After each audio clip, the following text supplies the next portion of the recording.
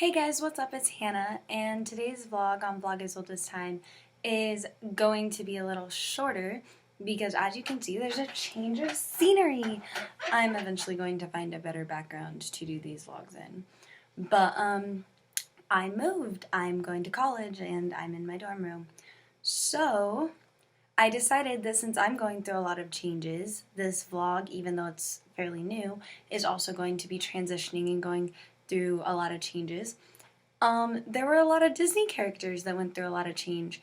So today's vlog is going to be about Disney characters and how they adapted to change. First of all, there's The Lion King. Basically, the entire movie is about characters that adapted to change, but we'll focus on a couple different ones. First of all, Timon and Pumbaa.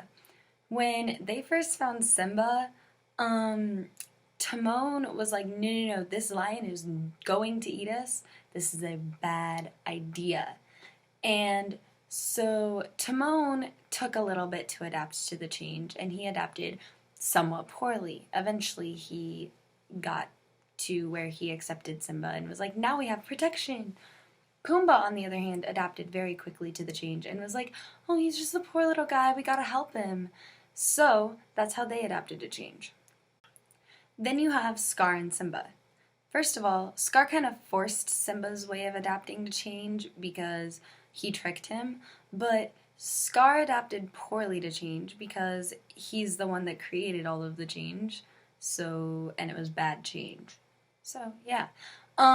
Simba adapted well. He adapted the Hakuna Matata lifestyle and adapted very well to the change after his father died. Even though that was a very sad change, he adapted well to it.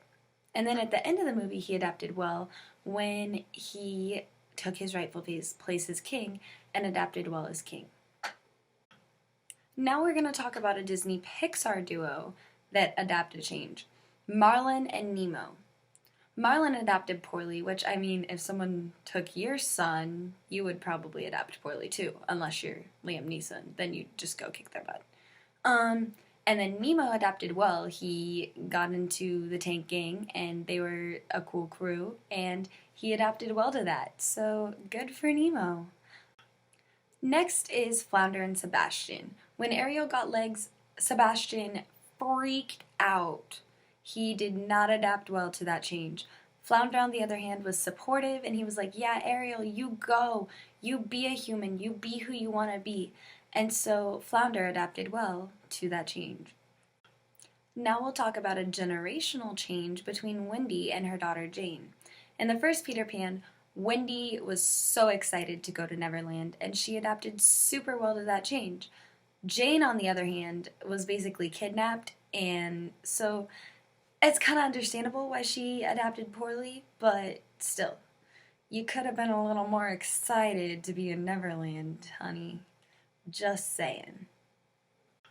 Last but not least, another movie where the entire plotline is based around characters adapting to change is Pixar's Toy Story. When Buzz comes, Woody adapts very poorly to that change, and definitely by the end of the movie you figure out that he ends up adapting well, and then in the second and third, him and Buzz are like best friends. But to start with, and for like the most majority of the movie, he adapts poorly. The other toys, on the other hand, like all the other toys, they adapted well to Buzz coming. They were like, yeah, Buzz, you're cool, you're awesome, which didn't help Woody's lack of adjustment. But hey, good job, other toys. You adapt well to change. I hope you enjoyed my video about Disney characters adapting to change. Give it a thumbs up and subscribe if you did. And let me know if you can think of any other characters that adapted well or adapted poor to change. And hopefully I will adapt well to this new change in my life. And I hope you all have a zippity-doo-dah day. I'll see you next week. Bye! Now we'll talk about a generational change between Wendy and her daughter